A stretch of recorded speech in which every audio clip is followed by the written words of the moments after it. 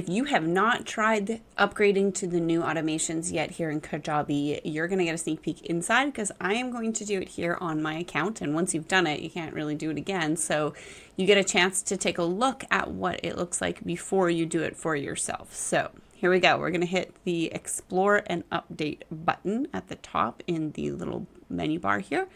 Get a little pop-up here that's going to give you a little intro video. I'm not going to watch it, but we will hit the update and there is no turning back from this point. So here we go.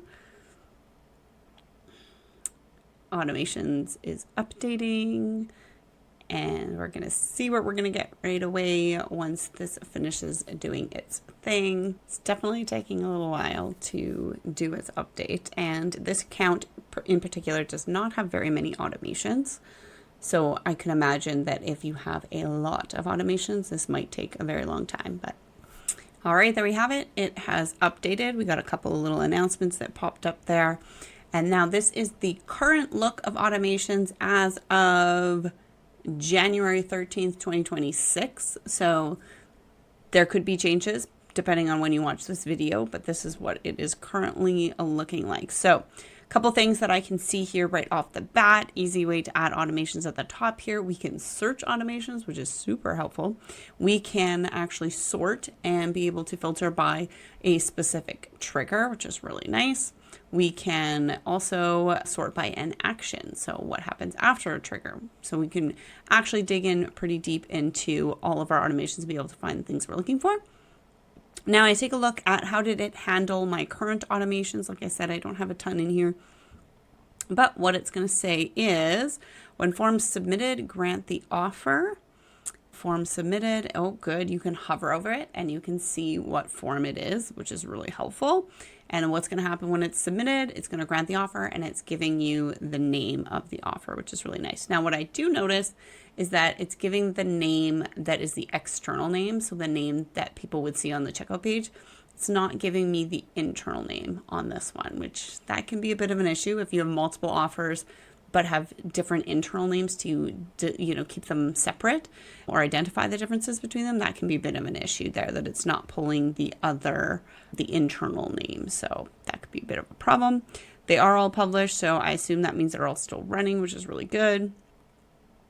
And then we've got the kind of typical things going here, but we do have duplicate, which is really nice. That's handy. All right, let's go pop into one. Let me just pick a different one. Now we'll do this one. All right, so inside here, I'm not going to go into all of the details, but we just want to kind of see how did it translate into the new automations format. So we can see it's given it a title, and this title is actually pretty descriptive. It's saying when the form's submitted, subscribe to a sequence, and then it has the name of the sequence. So this naming convention here, that's the name of my sequence, which we do very specific naming, so things are really clear. So the title itself doesn't really tell you what's going on, but I don't think that's an issue because there is the addition of these little kind of pills underneath that tells you a lot more information. So that's really awesome. The unfortunate thing is it doesn't combine multiple triggers when it is importing from the previous, like the old version. So we have when form is submitted, grant the offer, and then we also have when the form submitted, subscribe to an email sequence. So technically those go together into one because it's the same trigger.